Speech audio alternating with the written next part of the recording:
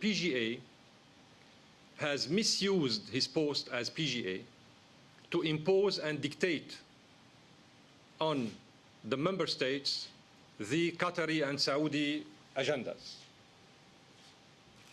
rather than to deal, seriously speaking, with the so-called Syrian crisis in implementation of Mr. Kofi Annan's six-points plan.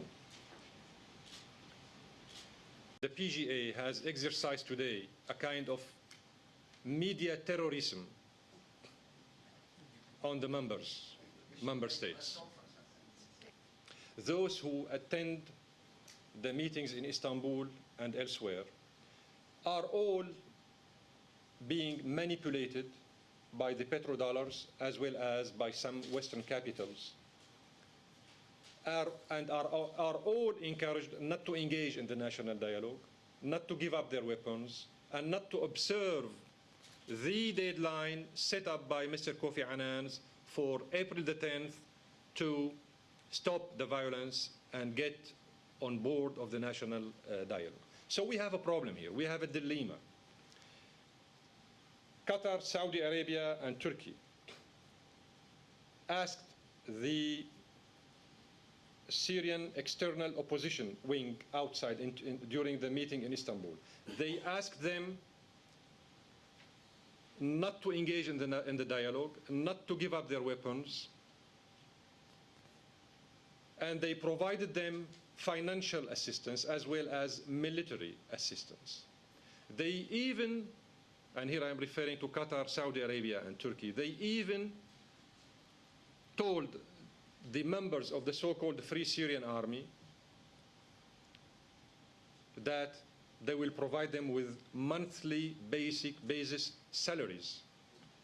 By the way, the Syrian government withdrew indeed some military units. Every day they do it, and they inform Mr. Kofi Annan about it. So Mr. Annan is aware on a daily basis of the withdrawal of some military units from the hotspots.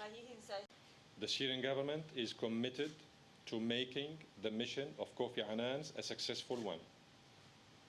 Second, we are acting according to the provisions of Mr. Annan's plan. Third, Mr. Annan's plan acknowledged in the negotiations with him as well as with his teams in Damascus, acknowledged the government's right to protect the civilians from the armed groups. Number four, the withdrawal of the heavy weaponry will take place by April the 10th. Number five, we need a crystal-cut commitment and a guarantee by Mr. Annan himself, after he consults with Qatar, Saudi Arabia, Turkey, and the others, that once the government will observe and will respect the end of violence, the other parties will do the same and will not fill the vacuum. Could I be more clear than this?